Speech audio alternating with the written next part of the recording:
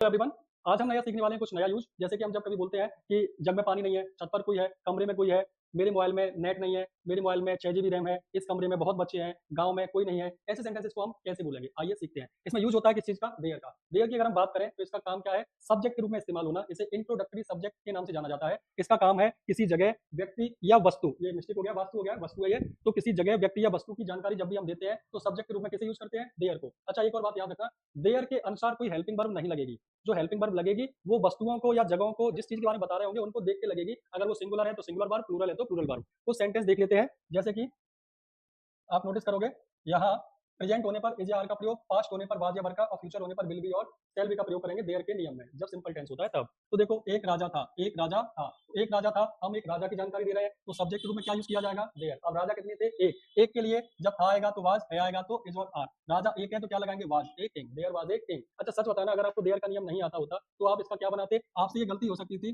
King was, subject हो गया king, was मतलब था, राजा एक राजा था, एक किंग वाज। अक्सर बच्चे ये गलतियां कर देते हैं, तो ये सही नहीं है। सही क्या होगा, देयर वाज ए किंग। चलिए और भी सेंटेंस बना के देख लेते हैं।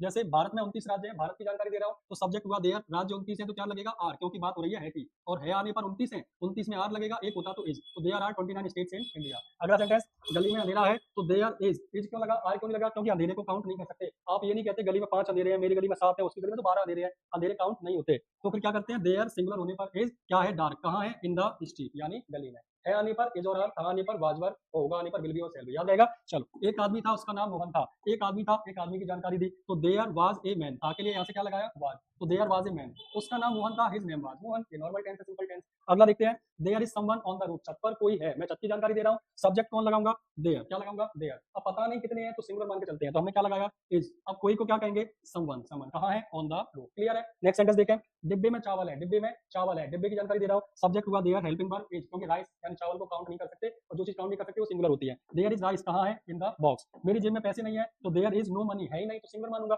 There is no money in my pocket. उम्मीद है आपको सेंटेंस समझ में आ गए होंगे। अगर आपको समझ में आ गए हैं तो फिर ये कुछ सेंटेंस मैं आपको दे रहा हूँ, इन सेंटेंसेस को बनाकर कमेंट में इनका आंसर लिखें। और भी ऐसे इंग्लिश सीखने के लिए फॉलो कीजिएगा सर राहुल वरिया को। Thank you.